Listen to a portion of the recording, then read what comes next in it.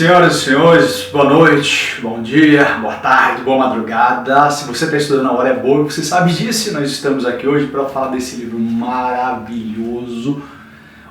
Eu falo particularmente o livro que eu mais gostei de ter lido nessa lista desse vestibular que a gente vai prestar, tá?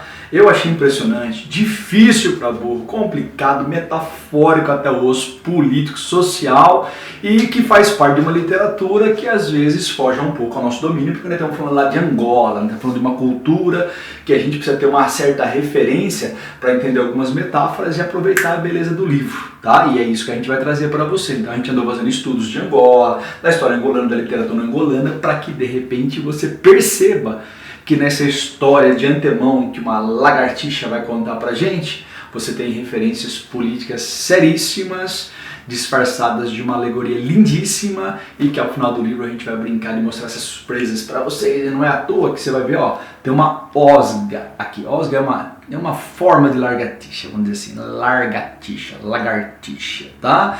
É uma forma de lagartixa que nós vamos ter aqui e que muita gente de antemão já sabe, a narradora como anunciei, e que nós vamos aqui direto por uma lusa. Vamos começar o Agualusa, né, esse nome maravilhoso, José Eduardo Agualusa, escreveu O Vendedor do Passado em 2004, então é um livro do século XXI, um livro contemporâneo. E o José Eduardo Agualusa, ele nos interessa profundamente porque ele tem um pai português, ele tem uma mãe brasileira, ele nasceu em Huambo, em Angola, em 1960, no dia 13 de dezembro de 1960, e isso é uma coisa muito legal, porque nesse momento Angola ainda era uma colônia portuguesa, isso é muito significativo para a gente entender o livro, tá? E documentalmente qualquer filho de português que nascesse numa colônia ainda era português, na verdade, tá? Então o nosso amigo, ele seria tecnicamente um português, mas que nasceu em Huambo, olha o nome da cidade, em Angola. E é claro que ele vai se identificar muito mais com Angola do que com Portugal. Então, na verdade, a gente vai brincar muito de falar das palavras de identidade e identificação, né? Você assistir qualquer entrevista dele, tá cheio de entrevistas, ele é um cara muito comunicativo, ele tem assim, muitos vídeos no YouTube, a gente assistiu muito assim para ver a fala dele, né? Para ver a percepção também que ajuda a gente monitorar o livro. Então você vê que a identificação com Angola é muito grande, mas é um cara que ele transita, ele fica hoje muito na ilha de Moçambique, onde ele reside com a esposa, 3 filhos, muito em Lisboa, passeia muito pelo Brasil, mas ele passeia muito pelo mundo, morou em Berlim, morou em várias cidades do mundo, teve uma passagem muito grande pelo Brasil, ele montou uma editora no Brasil, tá? Ele é um editor, aliás, ele é um romancista, isso aqui é um romance, ele é um contista, ele é um cronista, ele é um poeta, ele é um dramaturgo, ele é um editor, ele é um apresentador de televisão, ele é tudo que você pode imaginar, tá? E é legal que ele é formado em silvicultura, agronomia e silvicultura lá em Lisboa, né? Você vai pegar a formação dele, é uma formação que basicamente não é o caminho profissional dele, ele pausa com isso, vai trabalhar com jornalismo e daí para a literatura, ele faz essa literatura múltipla, maravilhosa. Então ele é daqueles escritores que a gente chama de escritor polígrafo, é o caso do Machado de Assis, contista, romancista, dramaturgo, poeta, vamos lá, assim, crítico de arte, crítico de literatura. Então tem alguns escritores que ele tem o dom de ter todos os dons, na verdade. E o Agualusa é um desses fenômenos da literatura contemporânea de Angola e que traz essa comunicação em várias artes, em vários estilos, em vários tipos de literatura. Eu contei assim, são mais de 30 livros que o nosso amigo fez, entre romances, teatro, poesia, literatura infantil, entre novelas, entre reportagens, entre programa de televisão, mas assim, de livros são mais de 30 publicados, tá? E eu fiz uma listinha, eu separei aqui alguns que tem uma certa importância, porque são premiados internacionalmente, dão uma fama muito grande a ele no mundo, tá? E aí eu peguei aqui, então eu coloco para vocês, por exemplo, A Conjura. A Conjura é o primeiro livro dele, e ele começa a carreira em 1989. E quando ele lança esse livro, ele já ganha um prêmio Revelação Sanangol, que era um prêmio ali de Angola, muito importante para a literatura. Então ele já começa a premiar, já começa mostrando o seu imenso talento, tá? Com esse primeiro romance. E repetindo, que ele começa a escrever lá em 1989. Então olha só, né? Você tem toda a década de 90, você tem toda a década de 10, de 2000, 2010, e agora a década de 2011 a 2020. Então, de uma certa maneira, Nós temos um escritor que já faz 30 anos aí que ele está brincando, 31 para ser preciso, de ser escritor, tá? Aí eu peguei um outro livro também, Estação das Chuvas, tá? Vai ser um livro assim também qualificadíssimo, maravilhoso, é um dos livros mais políticos dele, que ele vai mostrar ali ideologicamente como funcionava os movimentos políticos que eu vou falar para você, do MPLA, do UNITA, do FNLA, então tudo isso nesse livro aqui, para quem gostar da história política de Angola, e é uma história fascinante, toda a história da África, na luta anticolonialista, na luta pela independência, na guerra civil que veio durante a independência, ou melhor, pós a independência, marca uma África muito sofrida, eu diria cheia de traumas, e que a gente vai explorar um pouquinho para você através dessa consciência política, sem querer que você tenha esse conhecimento profundo, mas é legal conhecer alguns nomes da política que vão ajudar a gente a compreender algumas metáforas e algumas cenas do livro, isso é muito legal, tá?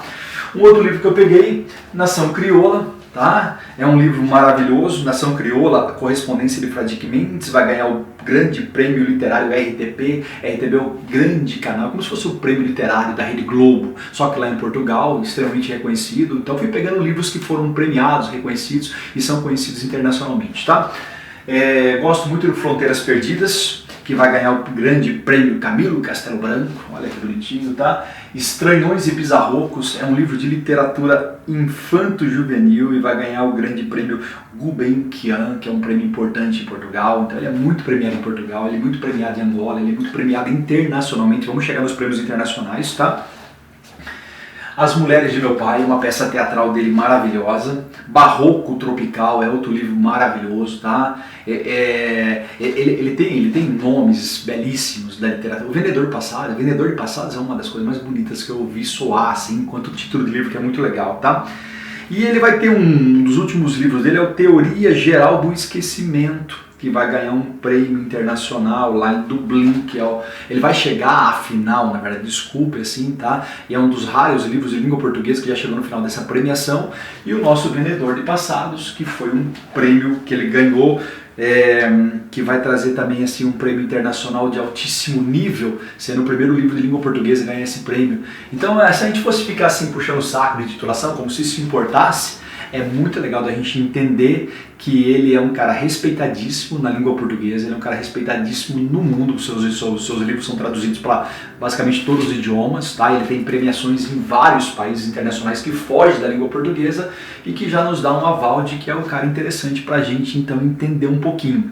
E para entender mais um pouquinho então, eu fiz uma outra tabelinha para vocês, aonde eu vou trazer aqui uma coisa que é mais ou menos uma localização histórico-literária do livro, né, do livro lá em Portugal.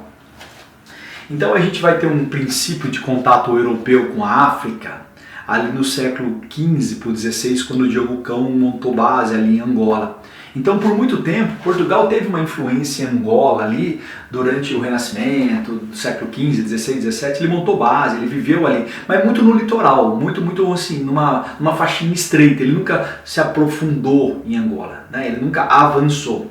Mas aí o que acontece? Lá em 1855, aí os seus professores de história devem contar isso com muita competência, porque está aí o motivo da Primeira Guerra Mundial, a gente vai ter a Conferência de Berlim, quando os países europeus decidiram dividir a África ao seu gosto, aquela geografia quadrada, até interessantemente do ponto de vista estratégico, para colocar várias tribos, para colocar várias comunidades que eram inimigas no mesmo espaço, para que elas se enfraquecessem numa luta e fosse mais fácil a dominação europeia. Tá? Então o famoso Pacto de Berlim é quando os europeus olham para a África e falam assim, olha, vamos colonizar, vamos explorar. Tá? E a Portugal, então, coube a ideia dele avançar em Angola e em Moçambique, tanto que tanto em Moçambique quanto em Angola a gente tem uma literatura internacional famosa escrita em língua portuguesa. E aí esse processo de colonização que começa lá no século XIX, ele só vai parar, na verdade, em 1975, quando você tem a independência de Angola.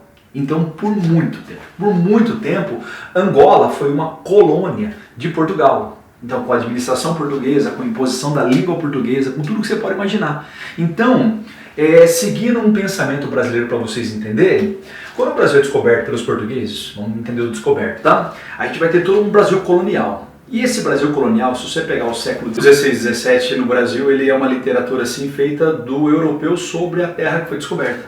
né?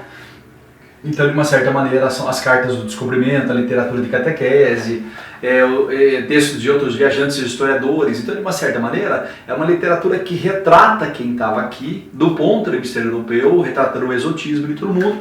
Então, você tem ali uma imensa alienação em relação a essa dominação, na verdade, tá? E para um grande crítico de literatura de Angola, que é o Manuel Ferreira, ele fala então que a partir ali no meio do século XIX, quando Portugal começou a colonizar, então por muito tempo a literatura de Angola era feita pelos portugueses, tá? E isso então gerava uma imensa alienação e um domínio europeu. Então você tinha um olhar europeu, você tinha a maneira europeia de ver as coisas, a maneira de achar que tudo era exótico, que tudo, sabe, estava distante da grande cultura que eles ofereciam, aquela coisa toda, tá?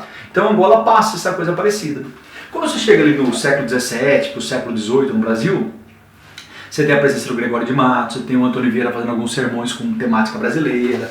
No século XVIII você tem um nativismo muito forte ali, com os meninos de Minas Gerais, Tomás Antônio Gonzaga, Cláudio Moura da Costa, principalmente o maravilhoso Uruguai, do Basílio da Gama, que vai trazer pra gente ali aquela Guerra do Sul, a Guerra das Missões, um princípio de bairrismo e nativismo muito forte, que determina já que você começa a olhar para a pátria. Claro que o seu olhar é europeizado ainda, mas você começa a ter uma leve consciência da terra que você habita. Então Angola vive isso. Vai ter um momento ali na década de 30, 40 e 50 que os escritores começam a apresentar um certo nativismo, certo? Então você para de ter um olhar exclusivamente europeu e você passa a ter um olhar que começa, mesmo quando feito pelo europeu, a mostrar coisas assim mais de Angola, mais nativistas, talvez com menos europeização do comportamento, das palavras, tá?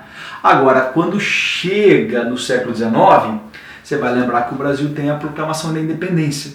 Então, nossa independência, ela é um pouco, um tanto quanto estranha, porque a gente se torna independente, mas continua numa administração portuguesa. Mas a gente começaria uma literatura nacional. Então, é aquele momento que você tenta começar a construir uma identidade, buscando ali um viés daquilo que nos identifica, daquilo que seria a nossa pátria, a nossa nação, a brasilidade, tá? E durante todo o século XIX, essa construção, ela foi meio alienada, porque eu falo, ela continuava ainda sendo prismada pelo olhar europeu, mas no século XX você tem um modernismo brasileiro que traz o nacionalismo crítico. Você traz uma identidade de raiz crítica, você tenta descolonizar a mente brasileira, você tenta criar uma linguagem mais brasileira, vídeo Oswald Andrade, vídeo Mar de Andrade, e em Angola vai acontecer uma coisa assim, só que Angola vai ter uma luta muito forte contra Portugal. Então o terceiro momento da literatura angolana, que está ali nos anos 60, 70, mais ou menos, até a independência, de 60 a 75, você vai começar a ter uma consciência da colonização. Então vai ser uma literatura de anticolonialista, de engajamento, de ódio aos portugueses. Então você tem muito mais já escritor angolano, e aí tem aquela coisa legal. Portugal veio, colonizou, cria um vínculo então entre Portugal e Angola, muitos adolescentes vão estudar em Portugal, ganham uma cultura, acabam se europeizando, voltam para casa, traz essa cultura europeizada, mas ao mesmo tempo é uma camada de jovens, né, que movimentaram por toda a Guerra Fria que estava acontecendo, por todo aquele socialismo latente que estava rolando naquele momento assim, começam a identificar contra essas colônias exploratórias uma vontade, então explode na África uma vontade de independência. Então você vai ter luta para tudo que é lado. O apartheid na África do Sul, Moçambique vai entrar em guerra também, Angola vai entrar em guerra, e aí eu poderia se estender pela África inteira que estava sendo colonizada. Então é um momento de muita luta contra essa colonização, há um sentimento anticolonialista, é uma literatura engajada de jovens utópicos que estão ali lutando por uma independência. E aí vem a quarta fase. Então o modernismo no Brasil, que começa esse nacionalismo crítico, seria mais ou menos a partir de 1975, tá? A construção identitária. Então é o momento que os escritores agora, libertos, livres, eles vão tentar trazer para você o que é que forma um angolano, o que é que decide, o que faz você identificar Angola. Então a busca da angolinidade, vamos dizer assim, tá? Vai ser uma das marcas essenciais dessa literatura. E muita gente vem com muitas utopias, depois vai ter muitas distopias, porque o que vai acontecer entre a utopia e a distopia? Assim que você tem, e aí vai ser a próxima lousa minha sobre isso, assim que você tem independência, você expulsa o português, o que acontece? Quando o português vai embora, né, que ele é obrigado a voltar para a pátria, e na verdade a pátria dele já era Angola, então ele se sente exilado lá em Portugal também, né? Isso vai ter um sintoma no livro, a gente vai perceber isso depois.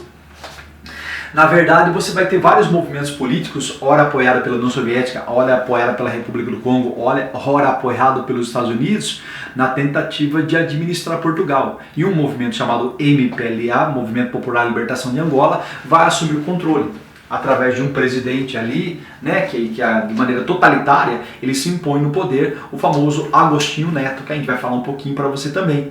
E essa administração do MPLA, ela vai longe. Ela vai até o século XIX, quando vai, de repente, cair numa hipocrisia, numa contradição. Porque eles expulsaram os portugueses pelo imperialismo, né? Então seria uma espécie de vamos expulsar essa imposição total de poder sobre a gente. E assim que eles assumiram o controle, eles foram eliminando todo mundo que era concorrente em volta dele, através de atitude extremamente violenta. Então surge uma guerra civil pós-independência que vai criar um mar de sangue ali, que vai criar de repente traumas irrecuperáveis na história de Angola. Então a noção da guerra civil vai fazer com que muita gente que lutou pela independência viu que o estado de independência se tornou um tanto quanto mais aberrante do que o estado imperialista. Então muita gente de uma utopia de lutar pela independência caiu numa distopia muito forte em relação a essa independência. Mas, de uma certa maneira, você tem nesses regimes totalitaristas essa coisa da pátria acima de tudo. E aí você quer impor em todo mundo uma verdade, um discurso, o discurso da pátria. Uma só pátria, uma só nação, um só povo, uma só língua, um só Deus. E vou dar uns exemplos aí para vocês de frases que foram faladas por Portugal e frases que vão ser faladas pelo governo do MPLA, também que tem a mesma linha do imperialismo. Então você implanta um totalitarismo na base de muita violência, onde uma elite enriquece brutalmente, gerando uma desigualdade brutal com a maioria da população, levando todo mundo então de repente a uma tristeza, porque aquele sonho da independência de construir uma nação para todos, de repente virou uma coisa exclusiva de quem tem poder, de quem tem arma, né? Porque saber é poder, quem tem poder faz o saber, de manipulação e discurso. E aí, muitos escritores, na virada dos anos 90 para o início dos anos 2000, vamos lá do século 20 para o 21, começaram a questionar esses discursos oficiais, essas imposições absolutas como verdade de uma pátria.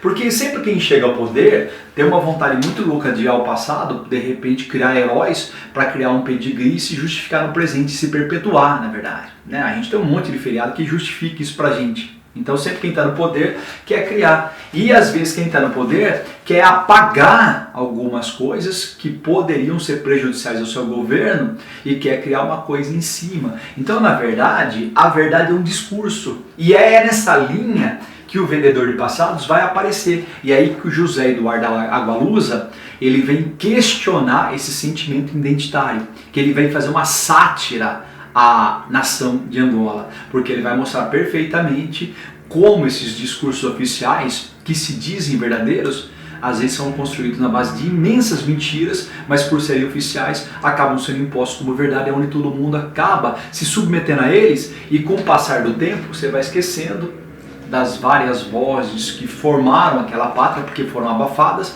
Aí entra uma questão de valorizar o ponto de vista das minorias. Você quer ver um exemplo? Quem que narra o livro? Não é nem o dono da casa, é uma lagartixa. Então essa coisa de uma voz excêntrica, de uma voz marginal, é uma marca da arte contemporânea, é uma marca da literatura contemporânea, como questionadora e para mostrar a falência dos discursos totalitários e oficiais dessa ideia de nação, que desde o século XIX, com o positivismo, surgiu isso com toda a força. Então o século XXI ele tem uma revisão, ele tem um revisionismo muito crítico em relação aos discursos, para que de repente mostre para você sintomas assim de como o apagamento aqui e acolá desses discursos oficiais causaram injustiças brutas, na verdade. Causaram corrupções imensas, né? E que as gerações que foram surgiram com essa verdade sem conhecer, na verdade, o tanto de gente que sofreu para que essa verdade de uma minoria no poder fosse construída. Então você tem que aprender a ouvir todas as vozes e voltar ao passado e interpretar a história através da literatura também é algo marginal, porque a literatura não tem obrigação com o fato histórico. Então ela pode te dar possibilidades interpretativas sem que isso fira o ego de um ou de outro. Porque se a pessoa falar, mas isso é uma invenção, isso não é história, a pergunta que se faz é, mas o fato histórico que você fala que é científico não foi pesquisado por alguém e colocado por alguém? Quem garante que esse alguém que determinou esse fato histórico também não inventou esse fato histórico para de repente que esse fato fosse conivente com a ideologia de quem estava no poder? Então na verdade o que é verdade? E o José Eduardo Agualusa ele vai brincar demais de questionar isso. Então o livro é uma imensa sátira a essa busca identitária, porque ele vai mostrar para você, tal como o Brasil, que é quase impossível você definir o que é um angolano. O personagem principal do livro é um preto albino, né? Não sei se você entende, quem conhece o livro sabe o que eu estou falando.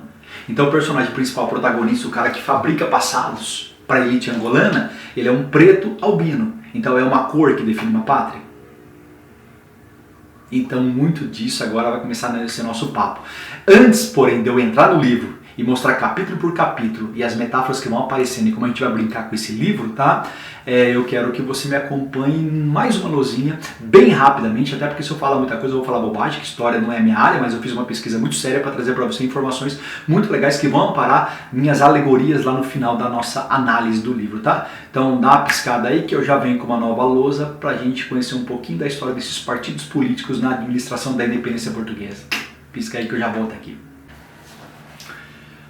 Pequeno painel histórico, político, mas olha, pequeno para dar uma orientação. No livro não fica aparecendo diretamente esses nomes que eu vou colocar aqui, mas isso aqui dá um suporte legal para vocês pensarem um pouco nessa história de Angola, de algumas ironias políticas que lá na frente eu vou fazer para vocês, ok? Então eu recupero essa ideia. Em 1855, Conferência de Berlim, a reunião dos países europeus para decidir como eles iam dividir a África ao seu interesse, tá? Lembra que essa divisão, deixando a Alemanha por último lugar, vai fazer com que a Alemanha lá em 1914, né, entre outros fatores, gere a Primeira Guerra Mundial. Então é uma conferência fundamental. E para a África é o momento dessa neocolonização, né, desse neocolonialismo que a gente pode falar, de exploração visceral das riquezas, eu diria da matéria-prima da África, vamos dizer assim, tá? Então, de uma certa maneira, essa colonização se estendeu aí do meio do século XIX até mais ou menos a década de 60, quando começaram a surgir os movimentos políticos de independência. E aí, para Angola, são três famosos, tá? Você vai ter o MPLA, Movimento Popular de Libertação de Angola. Você vai ter a UNITA, União Nacional para a Libertação de Angola, e você vai ter o FNLA, Frente Nacional de Libertação de Angola. Então esses três movimentos tiveram apoios múltiplos. Eu vou trazer aqui para você umas coisinhas que eu peguei, que eu achei muito legal, tá? Tá aqui naquele cadernão de rascunho, assim, maravilhoso, que eu mostrei para vocês já. Mas olha que belezinha. O MPLA era um movimento multirracial, tá? Então muitos dos participantes eram filhos de colonos que tinham ido para Portugal estudar, aprenderam ali, voltaram para cá. Então era uma nação crioula, a gente pode falar assim, tá? Era uma nação miscigenada, era uma nação de mistura. E nisso Angola tem uma identidade muito grande ao Brasil, tá? Nós somos uma nação nesse sentido, de miscigenação, de mistura, de multiculturalidade, de fragmentação, sabe? De várias histórias muito mal contadas, buracos preenchidos com discursos oficiais que, por Deus, para aguentar, mas assim, tudo isso então nos iguala. E o Agualusa, né, até porque ele morou no Brasil, ele tem vários livros que tem o Brasil como referência, aos leitores do livro aí você vai lembrar que ele começa com a descrição ali do Félix Ventura ouvindo uma música, né, uma espécie de samba canção ali dos anos 70 da cultura brasileira. Então você vai ter um brasileirismo, uma brasilidade muito grande na formação do angolano Félix Ventura e na formação de todos os angolanos. Como a gente vai ter muita força da cultura afro, bantu, sabe, sim, de Angola, da Nigéria, de Moçambique, de tantas coisas que a gente poderia fazer aqui, uma descrição assim de onde vieram as influências afros para formar a cultura afro-brasileira, a cultura brasileira, tá? Que isso daí é um diálogo muito legal. Então, de uma certa maneira, o MPLA era multirracial, tinha o apoio soviético, tá? Portanto marxista, e o apoio cubano, tanto que a polícia cubana era muito presente em Angola nesse momento, tá? Ela tem uma ligação com a cultura quimbundo, são 3 grandes culturas que formam Angola, tá? Cada uma vai estar ligada a uma cultura quimbundo, e era um movimento bem urbano.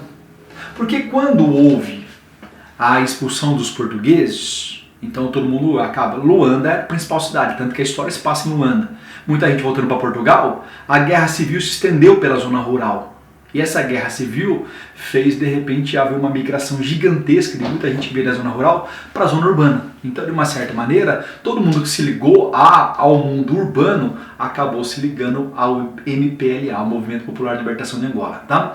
O UNITA, ele já tinha um apoio norte-americano, com um tiquinho francês, e um apoio sul-africano. Todos esses países têm interesses econômicos por trás desse apoio, você pode ter certeza disso. Tá?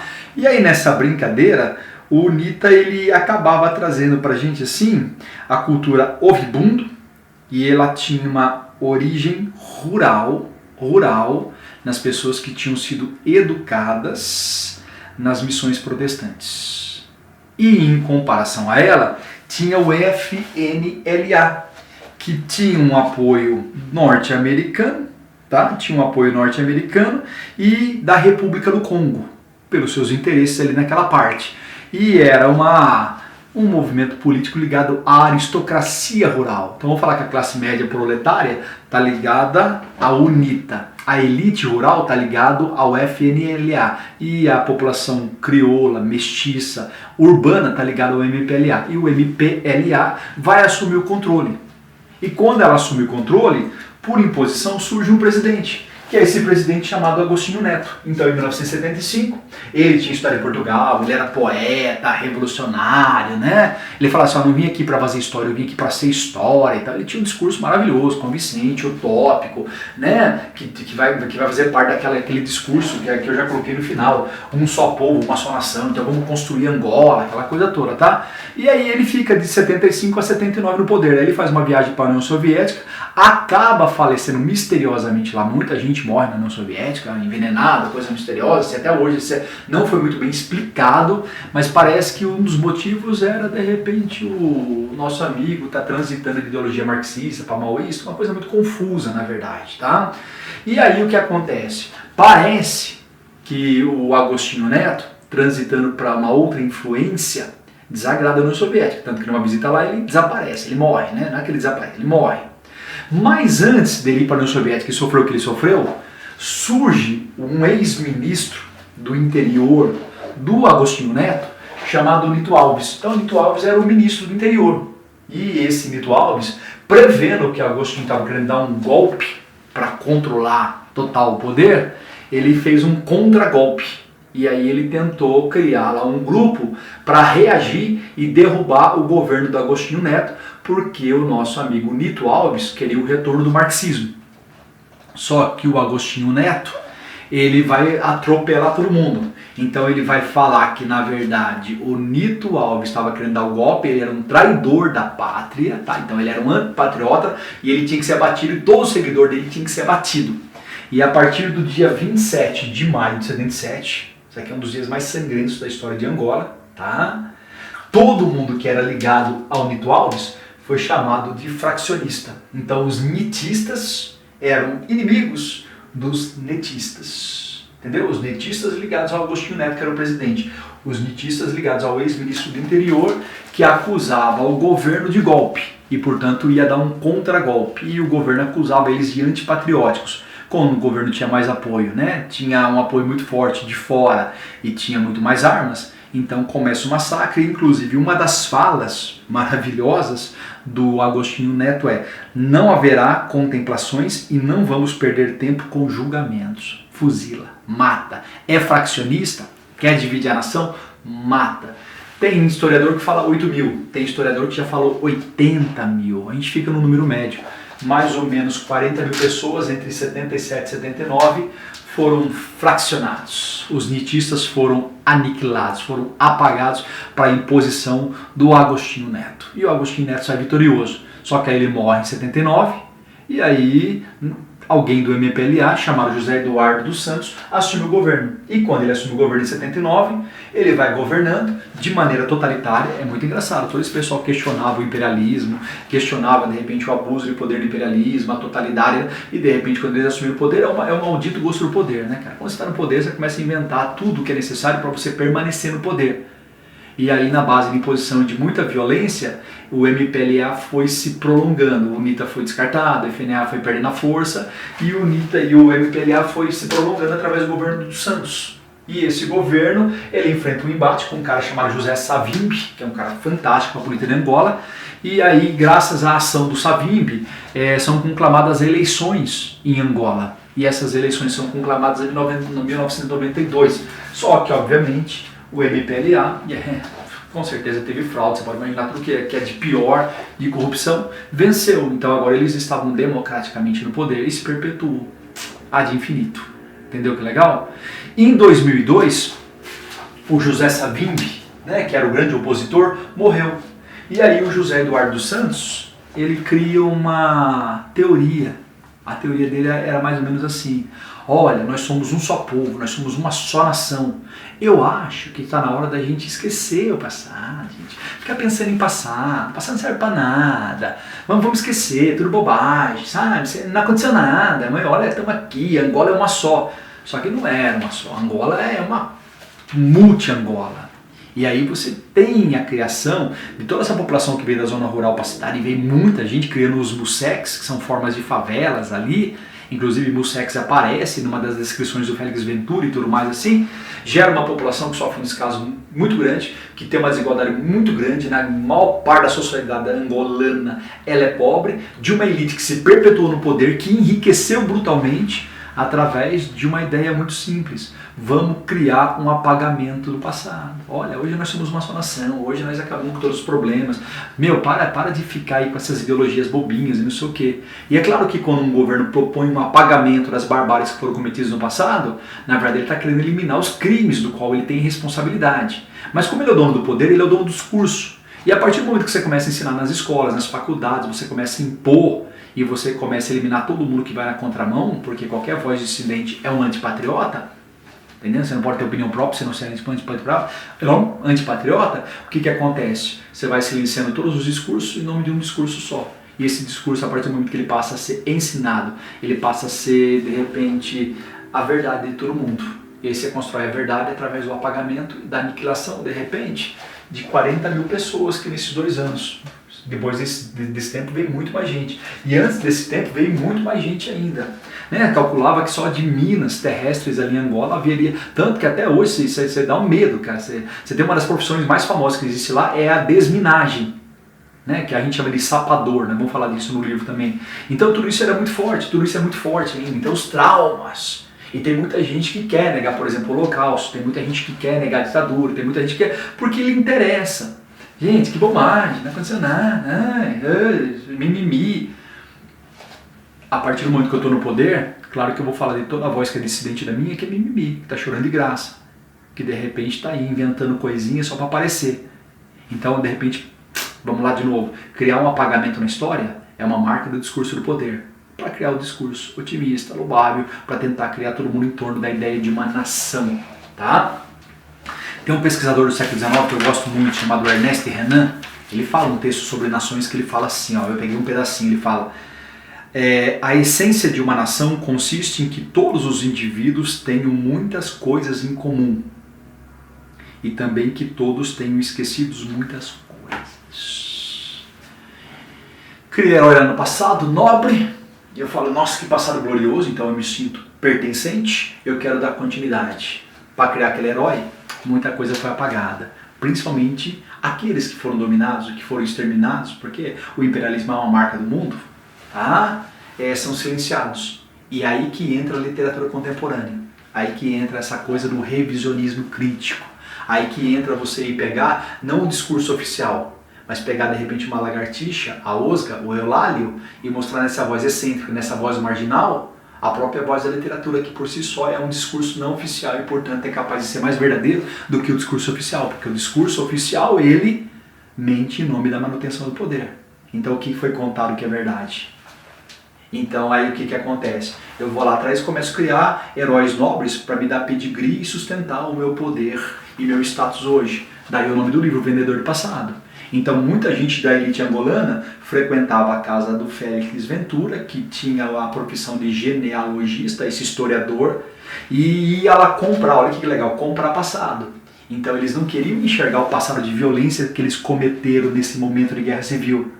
Então eles queriam inventar novos passados para que ele justificasse o seu poder através de um status histórico. Então essa é uma ironia contra o discurso oficial. Então quanto pedigree não foi criado na base de mentiras absurdas para sustentar o poder bárbaro de muita gente que, apagando o que aconteceu, criando o esquecimento em todo mundo, tenta tirar a sua responsabilidade histórica na história que foi praticada. Então nesse sentido, esse livro já começa a ser maravilhoso. É incrível, tá? Então eu falo esses nomes aqui, você vai dar um clique, eu falo assim, sou professor de história, talvez possa te auxiliar com muito mais competência, mas eu queria que você guardasse esse movimento aqui, MPLA, ele não vai aparecer enquanto sigla, não vai ser citado, é indiretamente que a gente vai entender que ele aparece. Agora, isso aqui vai ser muito citado, presta atenção, isso aqui vai ser muito citado em 77, isso aqui vai ser uma das grandes ironias do livro, presta atenção, tá? E aí nessa brincadeira, essa luta entre nitistas e netistas, vai virar uma das metáforas mais legais do livro que eu vou explorar depois para vocês.